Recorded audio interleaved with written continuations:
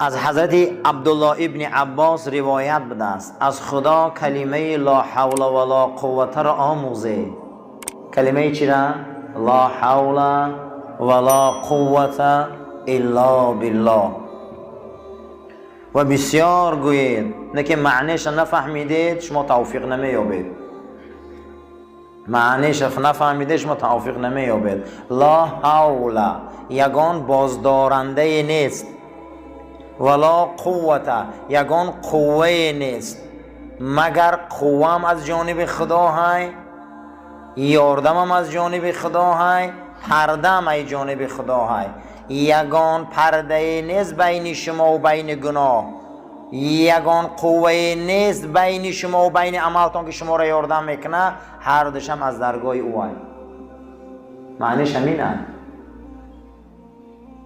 شین پیشامد عقب که چوات نماز قضا میکنید، برای چی نماز قضا میکنید؟ ای بالا چی گپی هست که نماز قضا میکنید؟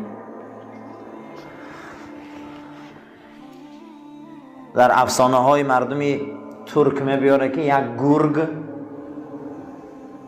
در درون یک بیشه رفته سبده است، بیشه کلان و هموار، که من تاجیکیش میگم، کلان و هموار. در همین بین میدان کلان یک دنبه گوسپنده موندیان. گرگ یگانه جانداری هست که تا مردنش گردن نمیفروره، میمره و گردن نمیفروره، جانداری یک روی.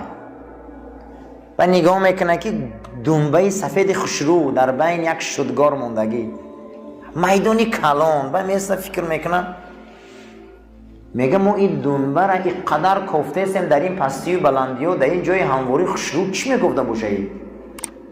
ای دور نگاه میکنه و یک نفسش زوری میکنه که بالای دنبه دخته پرتو و میگه نه میسته. با یک ضرب المثلی زبانی ترکیه میگه بیر بلا بلمسون شدگارگه قیریق ایلده. یک بلا نشوه میگه یکون بلا نباشه این دنبه در این حواری نمیگرده، تگی دنبه دگون قوقونه یگون دوم اینه نه من میبرم میگه ایجا میروه. عزیزم یا بگه بر سوالتی همین بینمازی یگون بلو زده سیتر تو بینمازی شما تو فقیر میشی چی بلایی هست که تو کم بغلش دستی؟ شما تو بی پول میشی چی بلایی هست که تو بی پولش دستی؟ دعایت قبول نمیشه. رنگ همو ضرب المثل بیاره که چی بلایی هست یوخی که تو بی پول شدستی؟ چی بلایی هست پلیترا نمیتیم؟ چی بلایی هست اگه همین لباسی تناو نمیشه؟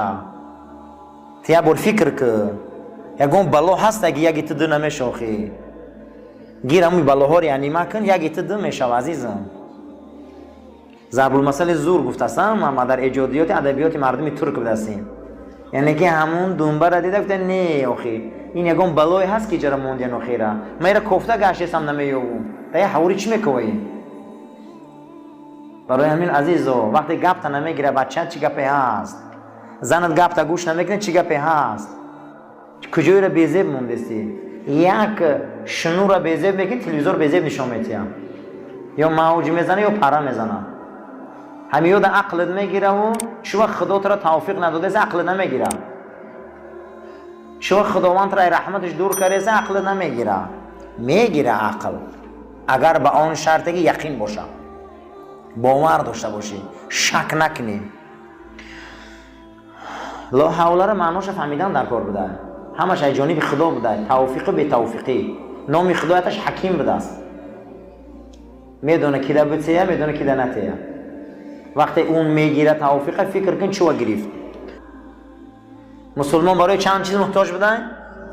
برای چیز پیشرویش، یکم توفیق خدا طلب کنه، دویم وجدان داشته باشه. وجدان هم میدونی نه؟ در این آدم ده نیروی بیویه که برای ناحقی باید درد کنه تنت. وقتی ناحقی باید تنت سوزه، وقتی آدم ناعدالتی تنت سوزه، وقتی گناه و جنایت صادر میکنی تو سهر باید خود نبره. بسیاری انسان ها جنایت گناه را میکنن، ایزان نکشیده اومده سرخ نمیشه نیبو سلام میکنن، وجدان ندارن آخی نیست، همون نیروی وجدان سرخ نمیشه در پیش ایزان نمیکشه. دروغ گفتگی میقبی ایزون هم میکشه، منافقی را میکنه ایزون هم میکشه، دیوسی را میکنه سرق نمیشوه. هست یا نه؟ پروا نداره. دروغ میگه پروا نداره میقبیشه. میگه عزیزم تی همه آدم سرق نمیشه. بروش وجدان ندارم. وجدان ندارم. وجدان نیست در وجودی ویو. چی کار کنه؟ میگه از کجا توفیق صاحب اینو شوه؟ سهمش نصیحت. کسی نصیحت میکنه گوش کنه. کسی نصیحت میکنه با جان و دل گوش کنه. زیرا که نصیحت انسان پیش میبرده، بلند میکرده است. خب یکی از سبب‌هایی که آدم به توفیق میرسیده ایرا میگفتن که ترک شبهات. یکی از رسیدن به توفیق شبهه را ترک میکنی عزیزان. دلت نمیفوره همی شکلات نخوردنده نخراخی. دلت نمیفوره همی بازار گوش خوردنده دیده یکون کاری بیزیبه نخور. چون میکنی سوال داده این تکر اون تکرده همی دلت شبهه داره نک همی کاره. یکی یکون انسانی را میدونی که مقصد پولش از عرق ای نشه ای گیرین فروشی ای تبلیت فروشی میدونی که پولی همو از چی ای با از ریبا و پراتسنخری میدونی خیلی کرتا یا نسکی آورده ایتا یا یک طبق اوقات آورده ایتا ایره گردونده نتیشه بگی قبولش کن. ایره در فقه میگن ردی مظالمه برابر دی هوای با خیرته توزه میشه. در کتابی سید میبیارن. سید میدونی وقتی آدم شکار میروه روایت میکنن حضرت امام یا والله علم حضرت امام اسحاق ابن راهویهی باشه شکار میروه یک سید میپرونن که ای شکم به همون دو تا بچه میبرویه میبیایه برآورد همون رو وزن میکنه خونش تا که برابر یک تایلوق خونش میشوه تایلوق میکشه و خونتلاش میتیه. میگن حضرت چیکار کردی؟ میگه ردی مظالمه من ظلم کردم در حق این سید این گام خونتلاش میتیم تا اینکه برابر شوه. وقتی که میدونی که در سرخانش نانی غژن میبیاره اکبر اوجه خستن رفتن فتنه میشوه میخری استفاده میبره حلالش میبره همون رو حساب میکنی چند سم خوردی برابر دی همون برده یا یتیم خانه یا آدمی بینواده میتهی که من کاری خطا کردگیم. اگر دل ده شبهه میروه انی خیلی شریعت داری میکنی خدارتان توفیق میتیم. هم خیلی کارو میکنن و زیانه یکم بار فهمیدستی اینا ردی مظالمه میگن در کتابای فقه برابر دی همون یک چیره میبره وقتی شبهه میخری. امروز مردم پلی سیگارت خورده است پلی نوز خورده است پلی مثال چیزای فحش خورده است پلی هر خیل نوع شبهه را خورده است. عزیز و برادر پل شبهه پلی همه نمیمونه اینو صاحب توفیق شوه. اینو صاحب توفیق شده نمیتونه برابر دی همون باید خیر احسان کنه. امروز ما میدونیم شبهه چیه. هر چیزی که در ترکیبش یک چیز ضرر آور داشته باشه مثل مارگارینو یا زیره میدونی ختم مثل دلتون نمی برداره شکلاتای وزیره حلال میگه فتوا. من در همین کتابای فتوا خصوصا فقه حنفی ده میبیاره که یک انسان مزرعه داره عیلاقای زیاد خریدگی برای مسیحی ها میتونه که به اجاره بتیه و یا بیارن خوباشونه بچرانه ماهانه اینده پول اجارهش بتیه. فقه میگه حلاله تقوا میگه شبهه. تقوا میگه نکمی کاره پول خوبای امور نگیر. یا آدم اجاره میتیه اجاره همود عرقخانه میکشویم فقه میگه اجازه تا و اجاره داده لیکن تقوا میگه نکی کار شبهه نخر میگه که توفیق خدا دور میکنه ایت. امروز همینه خیلی اکنون دیگه امروز شبهه و برسودگی مردم میدونه که همی جمپیر ایدزی آوردگن همجا میخره میپوشن میدونه که هم توفیلو را ایدزی آوردگن میخره میپوشن و میپوشه با میبره که خیلی شده همین خریده سیم خیلی میشوه میدونه برابر دی همون مرتکب گناه کبیره نمازش درسته مادام با لباس خونه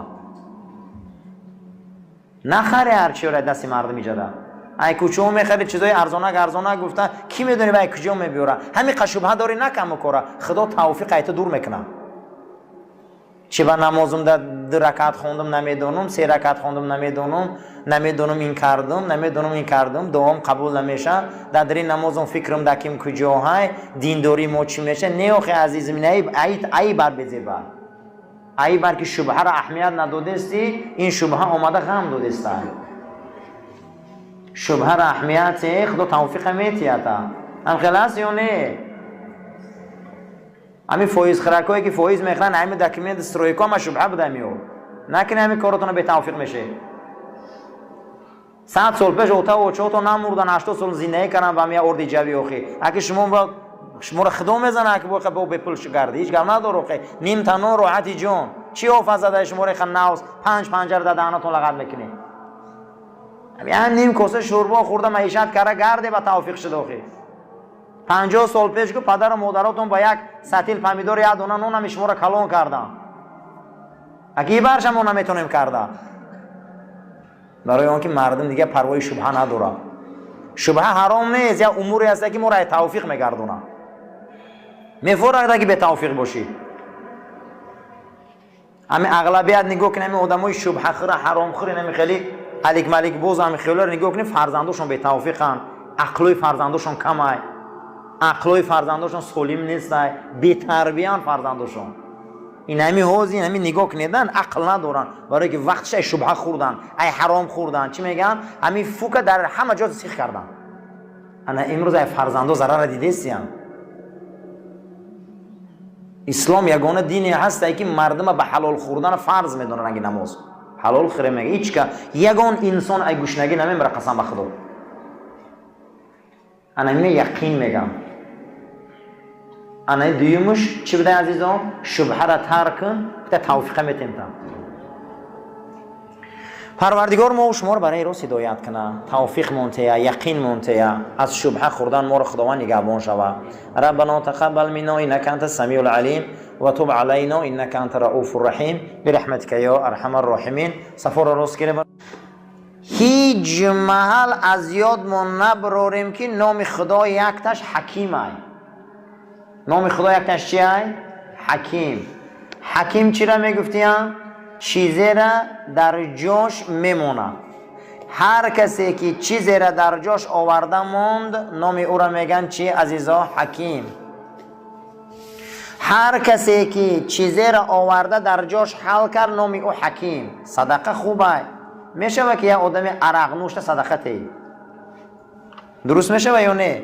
ایمو پول رو عرق نوشه صدقه نغزه در اینجا گدایی داره نه که میدونه که عرق مینوشه این حکیمی نمیشه آخی میشه که یک انسان صدقه کرده در همین جا میتونه که شما صدقهش کنه و همون صدقه رو و مثال زنا کنه میشه نمیشه این حکیمی نیست نام خدا حکیم بده باید در همون صحیح بشتیم صدقه را نام خدا یکتش حکیم بده بهده توفیق نمیگیره خدا معنیش بهده توفیق نمیتیه میشه و که بازار درویی و بار کردن گیری پول شنطهی میشه و نیوخ میگه تو موفق نمیشی میگه پول بیار به سبب به پول نمیشه دای آدم به سبب پولدار نمیشه دای به سبب توفیق نمیتیه خدا به سبب توفیق نمیگیره در همین بابا صحبت میکنیم اکنون اهمیت توفیق ده یک دو حدیث میگیم روایت از حضرت علی کرم الله وجهه چهارم خلیفه عالم اسلام حضرت فرمودیم بندگان خدا از خدا یک چی طلب کنه گفته رسول الله بنده های خدا عباد الله واسأل الله الیقین بنده های خدا ای خدا یقین طلب کنه چی را طلب کنه؟ یقین یکی ای اسباب های توفیق در این حدیث آمدگی بده که کمتر در نمازا گریه کنه و دعا کنه ای خدا یقین طلب کنه حضرت عمر رضی الله تعالی عنه در حلیت الاولیاء میبیارن حضرت عمر سحر حضور نبی کریم میبیار نمازی بامداده نماز میخوانن و حضرت نگاه میکنه که چشمای امیرالمومنین سرخن حضرت بسیار گریه میکردن بعضی انسان ها شبا بسیار گریه میکنن ایسر 1000 آدم خیلی آدم ها یکتن که شبا خیزن بسیار گریه کنن حضرت شبا بسیار گریه میکرد میگه جناب پیغمبر دیدم این فضیلت حضرت عمر که چشماش سرخه گفتن کیف اصبحتم یا عمر، این سحری چخل خستی ای امیرالمومنین، ای عمر چخل خستی سحر؟ گو اصبحت علی الیقین، بر یقین بیدار شدم فرستاده خدا. گو یقین؟ گو بله. گو یقین به خودش علامت داره. گپ ده جواب داده میتونی؟ گپ ده جواب داده میتونی امیرالمومنین؟ گپ ده جواب داده میتونی فاروق اعظم؟ گپ ده جواب داده میتونی عمر؟ او زمان امیرالمومنین نبودن. ولی ای عمر علائم داره یقین. علائم چیه؟ علامت‌ها داره. کنی گفتن چه علامت دیدی یقینا؟ گو اگر اجازت ای بهشتی ها را دوزختی ها جدا میکنم. گفت قیفو به که فتنه میشوه ماندش کرد. یعنی که یقین به درجه بده در رای خدا شک یعنی مکن دلی پر قدمان تو میفهمی دوزختی کیه، تو میفهمی جهنمی کیه، تو میفهمی بهشتی کیه، تو میفهمی. حضرت بلال وقتی که حضرت جابر ابن عبدالله میگه در حضور نبی کریم بودم، در مسجد تنها نشسته بودیم که حضرت گو یک بهشتی میبیا، دیده استم یک بهشتی میبیا، قلبش و روحش از بالای عرش خدای. من میگه در حال بیرون برو آمدم نظارت کردم کسی نیست، آمدم گفتم کسی نیست، همین کمتر نشسته بودیم که میگه بلال در آمد. جناب پیغمبر چهره بلال نگاه کرده، پرسید کیف اصبحتم یا بلالو، ای بلال چخل خستی ساری؟ حضرت میگه چهره هاش سرخ بوده، چشماش خون پیچیده بوده گریه را. گو روح و روان تا ای عرش بالا دیدستم ای بلال. حتی در یک روایت دیگر در حلیت الاولیاء میبیاره، گو بلال دستاش جناب پیغمبر بلند کرد، گو در حق احمد هم دعا کرد. یقین به او درجه رسیدم. پیامبر اکرم از امت از بلال دعا میخواهند. این چیه؟ علامت یقینه. چی به امروز پیغمبر ما میگه این رسول الله صلی الله علیه و سلم ای خدا اول توفیق میخوای یقین طلب که خدایا برای من یقین ده که من شک نکنم در راهیت، من در راهیت ددیله نشوم، من صدقاً قبول کنم که حقی، من صدقاً قبول کنم. یک تاش یقین همینه. آیا باور داری که منکر نکیر هست یا نه؟ آیا باور داری که در گور پرسیده میشوی؟ آیا باور داری که منکر نکیر ایت سه سوال میکنه؟ همین اگر یقین نداشته باشی چی نماز میخونی؟ آیا باور داری که کرامان کاتبین اسما را مینویسن؟ آیا باور داری که در گور ملائک می اومد از میپرسیده است؟ آیا باور داری به همین؟ آیا باور داری به همین؟ همین که دو دیله باشی چی نماز میخونی عزیزم؟ یقینا نمیای. یقین داری که همین مسجد اومدی، مسجد خانه خدای. یقین داری که همینجا 27 ثواب میگیری. یقین داری که در همین جهر یک تسبیح 27 تسبیح. پیغمبرمون گفتن تو یقین داری که اینجا چیه؟ وقتی یقین نداشته باشی چی ده میبیایی اینجا؟ چی ده میبیایی میگه؟ انم یقینش انمینه. فاسأل الله الیقین، از خدا یقین طلب کنه. بعد از او رسول الله گفتن که یقین سری دینه. دین به خودش سر داشته. سری دین چی بده؟ یقین. ستون دین چی بده؟ نماز. کوفان دین چی بده؟ شطور به خودش کوفان داره. کوفان دین چی بده؟ جهاد. هرچی به خودش یک حیوان ده مانند کرد رسول الله.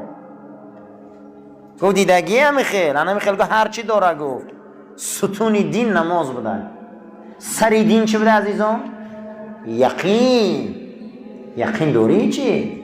یقین داری که فردا میپرسنه. یقین داری که خدا پگه زبانم میبسته میگه الیوم نختیم علی افواههم و تکلمنا ایدیهم و تشهد ارجلهم بما كانوا یکسبون. آن روز زبانها بسته میشوند، دستان و پاهای شما گپ میزنن. کجا گپ میزده؟ دست و پا گپ میزده. باور داری همین میگه؟ همین یقین میگن. باور نداشته باشه عزیز، ولی دینت سر نداره. دین سر نداره میگن. از او پرس یقین سری دین است. از خدا توفیق خواهد. جناب پیغمبر گفته از همه بقوت ترین میخ توفیق است. از خدا دعا کنیم که خدا ما توفیق ته، خدای ما توفیق ته، ما میدان تیار کن، ما را راه نشان ته که از درون همون راه به تو برسیم.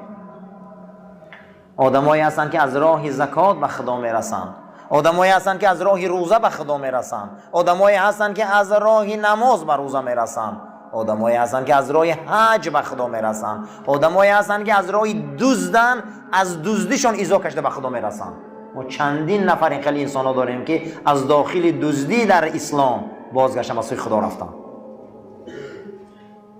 خیلی انسان زیاد داریم. حضرت عمر کشتن رسول الله آمد را با او درجه رسید. برای همین عزیزو ما از خدا طلب کنیم پروردگارا راههای توفیقت زیاده برای من این میخته اکنون که من بند من این میخ 4 نمود اخلاق بده که این عمومی بده. کسی که میگه من بچه آدمم باید همین 4 چیز رعایت کنم.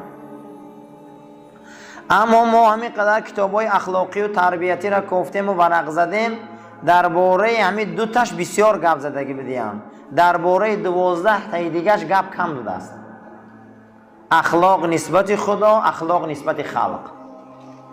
در دیگر جاهاش به نهایت اخلاق کم بوده است نسبت این 12 تا دیگر ده. با 10 اخلاق خصوصی سر می شود که ای اخلاق خانواده سر می شده و تا اخلاق پزشکی. اخلاق پزشکی چه اخلاقه؟ اخلاق دکتری که او چخیلی اخلاق باید داشته باشن، چخیلی تمیز باید داشته باشن. بینین که این دنیا به اخلاق نمیشه عزیزان.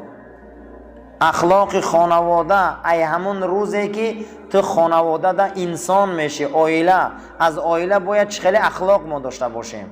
این اخلاقای خصوصی بده یا اخلاقای بده که هر یک تیما او را باید چکار کنیم؟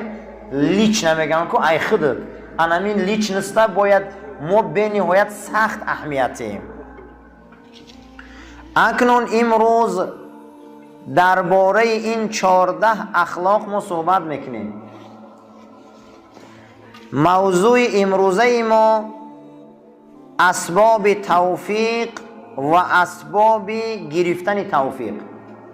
خداوند توفیق میگیره، خداوند توفیق میتیه.